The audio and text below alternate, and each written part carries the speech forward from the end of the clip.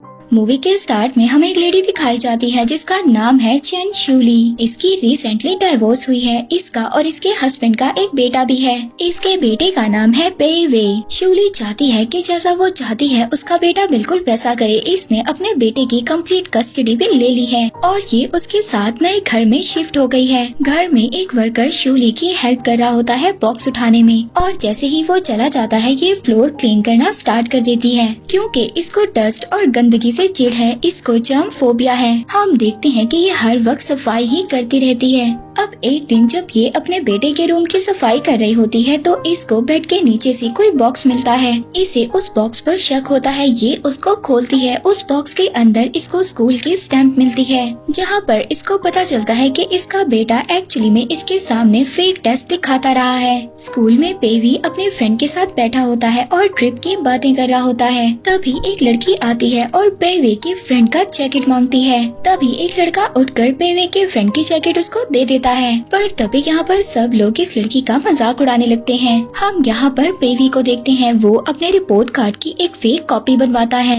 अपने घर वालों को दिखाने के लिए और वो घर में मौजूद स्टैम्प इस पर लगाएगा क्योंकि पेवी अच्छे तरीके से जानता था अगर उसने अच्छे मार्क्स नहीं लिए तो उसकी मदर उसको ग्रेजुएशन ट्रिप पर जाने नहीं देंगी। अब जब ये घर पहुँचता है और पहुँचकर वो बॉक्स ढूंढता है तो वो बॉक्स तो इसको कहीं पर भी नहीं मिलता। इसकी मदर इसके रूम में आती है और ये ऐसे प्रिटेंड करता है कि जैसे ये पढ़ रहा था। पर तभी इसकी मदर इसके सामने वही बॉक्स करती हैं जिसे देखकर ये बहुत ज्यादा परेशान हो जाता है। इसकी मदर को इसका सीक्रेट पता चल गया था। इसकी मदर इसको डांट रही थी मगर ये इग्नोर कर रहा था। यहाँ पर शूली को बहुत ज्यादा गुस्सा आ जाता है। अब वो अपने बेटे से रियल रिपोर्ट कार्ड पूछती है मगर ये कहता है कि मेरा रिपोर्ट कार्ड गुम हो गया है। पेवी को पेंटिंग में बहुत ज्यादा इंटरेस्ट है मगर इसकी मदर को इसकी ये हॉबीज बिल्कुल भी पसंद नहीं है। इसकी मदर इसे ये भी कहती है कि जो तुम्हारे मार्क्स अच्छे नहीं आते वो इस वजह से नहीं आते, तुम हर वक्त पेंटिंग में लगे रहते हो। और साथ ही में इसकी मदर इससे ये भी कहती है कि तुम ग्रेजुएशन टूर पर नहीं जाओगे। अब यहाँ पर पेवी को गुस्सा आता है। वो कहता है कि अगर मेरे फादर आपकी जगह होते तो वो मुझे जरूर जाने देते। अब शूली यहाँ से चली जाती है। वो सारी रात जागती रहती है। इसके बाद वो अपने बेटे का गुस्सा ठीक करने के लिए उसका दरवाजा खटखटाती है मगर यहाँ पर पेवी कोई भी आंसर नहीं करता। इसके बाद ये एक स्टोर पर जाकर सिगरेट खरीदती है। वहाँ पर शूली को एक एडवर्टाइजमेंट दिखती है जहाँ पर एक आदमी कह रहा था क्या आपके बच्चे भी आपका कहना नहीं मानते। शूली जब ये सुनती है तो फौरन से उसकी तरफ देखती है। ये बड़े ही ध्यान से इस वक्फे को सुनने लगती है। एडवर्टाइजमेंट में ये बताया जा रहा था कि साइंटिस्ट ने अपनी टेक्नोलॉजी को यूज कर एक ऐसा रिमोट बनाया है जिसमें कि बच्चे माँ बाप का कहना मानेंगे। अब एडवर्टाइजमेंट में ये तो नहीं बताया गया कि एक्चुअली में ये प्रोडक्ट है क्या। पर तभी शूली को अपने पास वही खड़ा आदमी दिखाई देता है जो इसने एडवर्टाइजमेंट में देखा था। वो यहाँ पर शूली से पूछता है कि क्या आप इस डिवाइस में इंटरेस्टेड हैं। उधर हम पेवी को देखते हैं जो देर से उठता है और जल्दी से अपने स्कूल के लिए तैयार होता है। रास्ते में वो एक लड़के से टकराता है। इसके बाद वो स्कूल जल्दी जाने के लिए टैक्सी में बैठ जाता है। टैक्सी का ड्राइवर इससे बातें कर रहा था। इसको ऐसा लग रहा था कि जैसे सेम डे इसने कल भी गुजारा था। जब ये क्लास में पहुँचता है तो ये लेट था। ये अपने साथ वाले फ्रेंड से पूछता है कि आज क्या डेट है। वो बताता है कि आज जून 7 है। इस पर पेवी उसको कहता है कि ये डेट तो कल थी। इसको बहुत ज्यादा गुस्सा आ जाता है। इसके बाद ये स्कूल से बाहर जाता है और अपने फ्रेंड्स के साथ बैठा होता है। अब वो लड़की जो कल आई थी इसके फ्रेंड की जैकेट मांगने, वो आज भी आकर इसके फ्रेंड की जैकेट मांग रही थी। इसको सब कुछ बहुत ज्यादा अजीब लग रहा था कि वही सब कुछ जो कल हुआ था वही सब कुछ आज हो रहा है। इसके बाद ये घर वापस आ जाता है और अपने बेड के नीचे बॉक्स ढूंढने लगता है। इसको पता था वो बॉक्स आज इसको नहीं मिलेगा मगर आज वो बॉक्स इसको बेड के नीचे से मिल जाता है। वो ये नहीं चाहता था कि कल की तरह का दिन आज फिर गुजरे कि इसकी मदर आज इसको फिर डांटे। ये फेक रिपोर्ट कार्ड लेता है, उस पर स्टैंप लगाकर अपनी मदर को दिखा देता है। अब इसकी मदर जब ये रिपोर्ट कार्ड देखती हैं तो परेशान हो जाती हैं मगर इसको डांटते नहीं हैं। वो ये भी नहीं कहती कि तुम मुझसे झूठ बोल रहे हो। वो कहती हैं चलो बैठकर डिनर करो।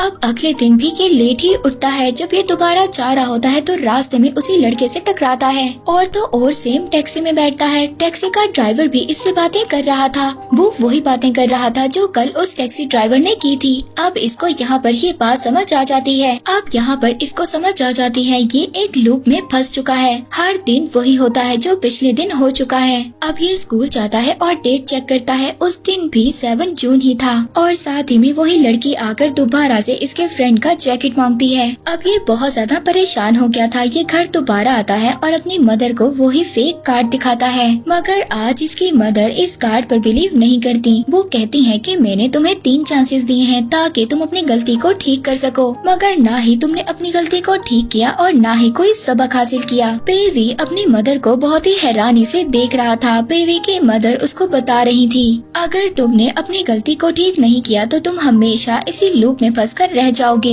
इसकी मदर इसके सामने रिमोट निकालती हैं और रीसेट का बटन सेट करती हैं और यहाँ पर पेवी नेक्स्ट मॉर्निंग के लिए रीसेट हो जाता है। आज भी 7 जून में वो चौथी दफा उठा था। इसकी मदर ने उसी स्ट्रेंजर से इस डिवाइस को लिया था। इसकी मदर ये डिवाइस इसको टॉर्चर करने के लिए यूज कर रही है। अब पेवी की मदर इसे कहती है कि दोबारा गलती मत करना। पेवी आज भी फेक रिपोर्ट कार्ड अपनी मदर को दिखाता है फेक स्टैंप लगाकर। 4 दिन तक वो उसी दिन को रिपीट करता रहता है। अब जब वो इस लूप से थक चुका था तो वो रियल रिपोर्ट कार्ड अपनी मदर के सामने लाता है। अब इसकी मदर खुश हो जाती है। उनको समझ आ गई थी कि इस रिमोट का यूज कर वो अपने बच्चे को कंट्रोल में कर सकती हैं। मगर यहाँ पर कहानी खत्म नहीं हुई। अब उसके माइंड में एक नया प्लान आ गया। वो अपने बेटे के सामने करेलों का सालन रख देती है। इसके बेटे को ये बिल्कुल भी पसंद नहीं था, मगर वो ये टेस्ट करना चाहती थी कि इसका बेटा इसकी बात मानेगा या नहीं मानेगा। मगर इसके बेटे को तो अब अपनी मदर से डर लग रहा था। ये वही करता है जो इसकी मदर कहती है। इसकी मदर इससे कहती है कि कल सुबह से तुमने अपने पुराने ग्राम स्कूल में जाना है। इसका मतलब ये था कि अब ये अपने दोस्तों से भी नहीं मिल पाएगा। और तो और इसने अपने बेटे के लिए एक प्लान बनाया है कि ये एक दिन को 15 दिन रिपीट करेगा। इसी तरह जब एक लेसन वो 15 दिन रिपीट करेगा तो उसको वो लेसन अच्छी तरह याद होगा। इसके फ्रेंड तो उसको एक ही बार पढ़ेंगे। अब जब ये स्कूल जा रहा था तो इसकी मदर इसको अपने पसंद के कपड़े पहनाती हैं। ये अपने स्कूल का पहला दिन 15 दफा रिपीट करता है। पेवी यहाँ पर अपनी लाइफ को खुद नहीं गुजार रहा था, बल्कि उसकी लाइफ पर उसकी मदर का कंट्रोल था। पेवी को अब इस लूप से घुटन महसूस हो रही थी। पेवी एक दिन अपने टीचर से मिलता है। ये अपने टीचर से कहता है कि मेरी मदर से रिक्वेस्ट करें कि वो मुझे ट्रिप पर जाने दें। अब टीचर जब पेवी की मदर से आकर मिलता है तो इसकी मदर को गुस्सा आ जाता है। वो कहती है कि मैं आपसे ज्यादा अच्छा अपने बेटे के बारे में जानती हूँ, आपको मुझे बताने की जरूरत नहीं है। नेक्स्ट डे हम देखते हैं पेवी एक लड़की से लाइब्रेरी में मिलता है जिसका नेम है चिंग फिंग लैन। दोनों को पेंटिंग और जूडो का शौक था। ये दोनों एक दूसरे के बहुत अच्छे दोस्त बन जाते हैं। ये दोनों प्रॉमिस करते हैं कि नेक्स्ट डे ये लोग जरूर मिलेंगे। ये देखते हैं कि आहिस्ता आहिस्ता इनकी फ्रेंडशिप बढ़ती जाती है। हम देखते हैं पेवी एक दिन अपनी क्लास छोड़कर फैंग लैन के घर पहुंच जाता है। फैंग लैन यहाँ पर उसको अपनी मदर से मिलवाती है जो कि एक पेंटर है और इसके बाद उसको अपने फादर से मिलवाती है जो कि एक म्यूजिशियन है। फैंग लैन के पेरेंट्स पेवी की मदर की तरह बिल्कुल भी नहीं है। इसके बाद पेवी फैंग लैन के साथ टेरेस पर जाता है। ये दोनों वाटर गन की हेल्प से पेंटिंग करते हैं। बहुत टाइम के बाद पेवी ने इतना सारा फन किया था। फैंग लैन पेवी को बताती है कि उसकी ख्वाहिश है वो न्यूयॉर्क जाकर आर्ट्स की स्टडी करे। वहाँ पर हम शूली को देखते हैं जिसके पास पेवी के टीचर की कॉल आती है। वो बताती है कि पेवी आज क्लास में एब्सेंट है। अब ये पेवी के फोन को ट्रैक कर लेती है और दोनों को एक साथ देखती है। अब शूली इन दोनों को डिनर पर लेकर जाती है और फैंग लैन से कुछ क्वेश्चंस पूछती है उसके बारे में। अब पेवी को ये घर ले आती है और कहती है कि आज के बाद तुम लाइब्रेरी नहीं जाओगे और उस लड़की से भी नहीं मिलोगे। यहाँ पर वो अपनी मदर से बहुत सॉरी करता है और कहता है कि आप मुझसे सब कुछ ले सकते हो मगर मेरी फ्रेंड को मुझसे मत लो। वो तो अपने बेटे की फीलिंग ही समझ नहीं पा रही। वो अपनी मदर के सामने रो रहा होता है, मगर तभी पेवी की मदर एक और बार रीसेट का बटन दबा देती है। नेक्स्ट डे पेवी की लाइफ दोबारा से रीसेट होती है। ये फौरन से उठकर फैंग लैन से मिलने के लिए जाता है। मगर फैंगलैन तो इसको पहचानती ही नहीं है। यहाँ पर इसको कोई भी नहीं पहचान रहा था, मगर सिर्फ इसकी मदर ही इसको पहचान रही थी। हम देखते हैं पेवी बहुत ज्यादा टेंशन ले लेता है। ये आहिस्ता आहिस्ता बीमार होता जा रहा है और दिन ब दिन वीक होता जा रहा है। इसकी मदर इसका ख्याल रख रही है जितना कि वो रख सकती हैं कि ये ठीक हो जाए, मगर ये तो उठता ही नहीं है। ये कभी कभी उठता है और ज्यादातर सोया रहता है। हर वक्त ये अपने दोस्तों के साथ खेलने और फैंगलैन के साथ खेलने के ड्रीम्स देखता रहता है। इसके बाद हमें कुछ साल के बाद का सीन दिखाया जाता है जहाँ पर पेवी बड़ा हो गया है। इसको एक हाई इनकम जॉब मिल गई है और ये अपनी मदर के घर से निकल चुका है, मगर अब भी इसकी मदर इसकी लाइफ में बहुत ज्यादा इन्वॉल्व है। आज भी उनको जर्म फोबिया है और आज भी वो अपने बेटे को कंट्रोल करना चाहती हैं। पेवी एक लड़की को लाइक भी करता है, मगर उसकी मदर को उसका उस लड़की से मिलना बिल्कुल भी पसंद नहीं है। पेवी की मदर यहाँ पर एक लड़की को पसंद करती है। पेवी की मदर एक दिन एक डिनर अरेंज करती है। वहाँ पर वो पेवी और उसी लड़की को इनवाइट करती है। वो बताती है कि ये लड़की अमेरिका से आई है। वो चाहती थी कि पेवी उससे बात करे, मगर पेवी उसमें बिल्कुल भी इंटरेस्टेड नहीं है। डिनर के बाद शूली इन दोनों को अलग करती है, तो वहाँ पर वो लड़की उसको बताती है कि वो पेवी को बिल्कुल भी पसंद नहीं करती और ना ही उससे शादी करना चाहती है। पेवी भी उसको कहता है कि वो किसी और लड़की को पसंद करता है। ये लड़की पेवी को बताती है कि अमेरिका में उसकी लाइफ कैसी थी। यही बात से पेवी को फैंगलैन याद आ जाती है। वो आज भी फैंगलैन को याद करता है, उसको बिल्कुल भी नहीं भूला। उसकी मदर किस तरह से उसकी लाइफ में इन्वॉल्व हुई, वो आज भी अपनी मदर को ब्लेम करता है। अब जब ये घर आता है तो इंटरनेट पर फैंगलैन का नाम सर्च करता है।